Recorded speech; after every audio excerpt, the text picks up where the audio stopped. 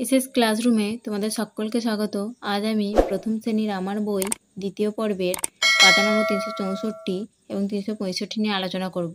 চলো ভিডিওটি শুরু করা যাক। প্রথমেই আছে 334 নম্বর পাতায় বাংলার পাখি।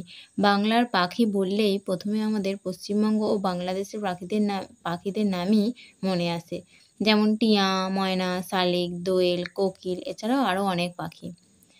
কিছু পাখিদের নাম আমাদের এখানে সম্পূর্ণ করে অর্থাৎ সঠিক বর্ণ বসিয়ে পাখিদের নাম আমাদের সম্পূর্ণ করতে হবে। প্রথমেই একটা বক্স ফাঁকা আছে, তারপরের বক্সে লেখা আছে ল। তাহলে লয়ের আগে এমন কোন বর্ণ বসাতে পারি যেই বর্ণটা লয়ের সঙ্গে জুড়ে গিয়ে একটা পাখির নাম বোঝাবে। তাহলে আমরা এখানটা চয়ে হস্যই বসাতে পারি। চয়ে হস্যই ল, চিল। চিল একটা পাখি। তারপরে আছে পরের আছে তালবেশয়ে আঁকা, তারপরের বক্সটা ফাঁকা, তারপরের বক্সটা দুটো বক্স, তার মানে পরপর ফাঁকা আছে।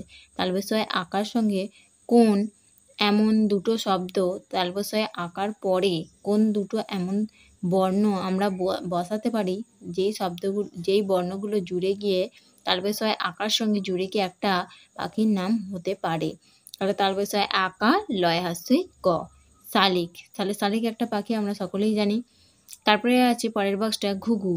ঘুঘু, ঘয়ে হস্যৌ, তারপরে বক্সটা ফাঁকা আছে। তাহলে ঘয়ে হস্যর পরে আমি আর একটা ঘয়ে হস্যৌ বসিয়ে দুটো ঘয়ে হস্যৌ এই দুটো বর্ণকে জুড়ে দিয়ে আমাদের হয়ে যেতে পারে একটা পাখির নাম ঘয়স্য ঘুঘু।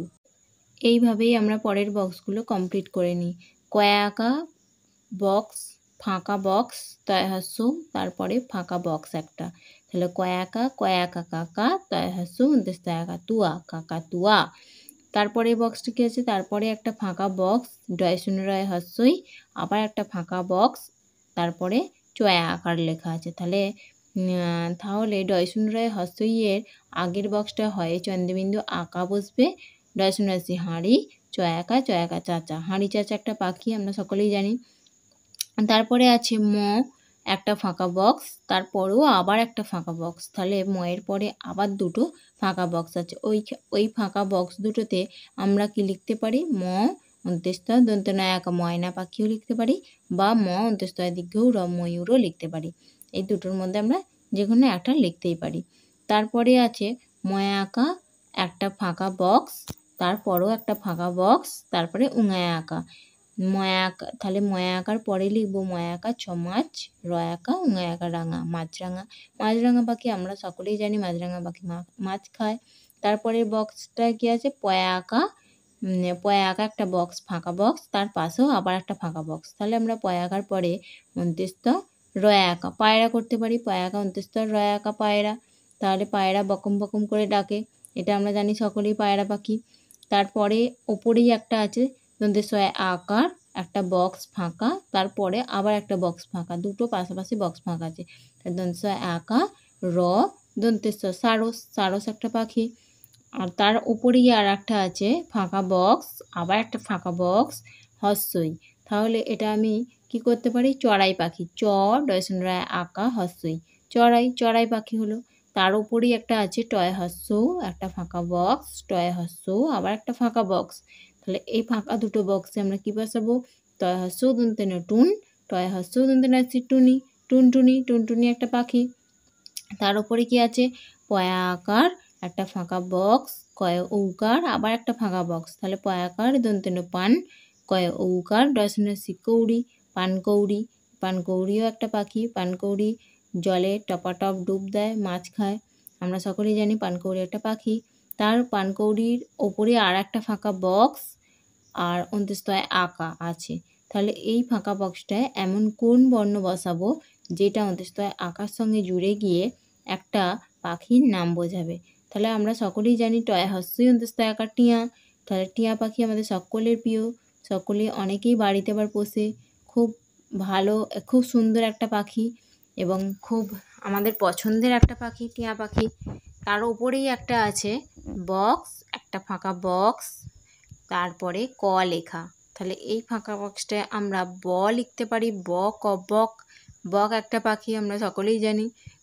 তাহলে বাংলার পাখিদের নিয়ে আলোচনা করা হলো, তোমরা ভালো করে এই বাংলার পাখিগুলো পড়বে এবং এদের সম্পর্কে জানবে। তারপরে নিচে কি আছে, নিচে আছে পাখি বিষয়ে 2টি লাইন লেখো। পাখি বিষয়ে আমি দুটো লাইন বলতে পাখিদের বিষয়ে আমরা যা জানি সেই সম্বন্ধে 2টো লাইন লিখতে পারি। বাক্য রূপে সেটাকে আমরা লিখব, যেটা অর্থপূর্ণ বাক্য বোঝাবে। আমরা একে কি লিখতে পারি, 1 নম্বরে লিখতে পারি পাখিদের 2টি ডানা আছে। 2 নম্বর কি লিখব, 2 নম্বরে লিখতে পারি যে পাখিরা গাছে গাছে বাসা বেঁধে থাকে। গাছে গাছে আমরা সকলেই জানি পাখিরা বাসা বেঁধে থাকে।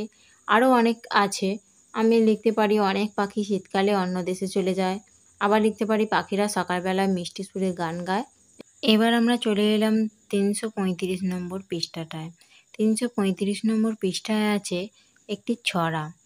ছড়াটির নাম হলো আমাদের ময়না। আমাদের ময়না ছড়াটি কার লেখা? কবি কার্তিক ঘোষের লেখা। তোমরা দেখতে পাবে যে 335 নম্বর পাতার ছড়াটির ঠিক নিচের দিকে, হ্যাঁ ওই ছড়াটির ঠিক নিচের দিকে একটি কালো রঙের যে লাইন দিয়ে লেখা আছে, সেই লাইনেই লেখা আছে কবি কার্তিক ঘোষের লেখা এই ছড়াটি আমাদের ময়না। আমাদের ময়না ছড়াটি এবার পড়া যাক। আমাদের ময়না কবি কার্তিক ঘোষ। আমাদের ময়না ঠিক কথা কয় না, যদি বলি বলো আম, বলে সে যে বলরাম। বলি যত রাধা রাধা, সে বলে আধা আধা। বললেই আয়না, বলে দেয় গয়না।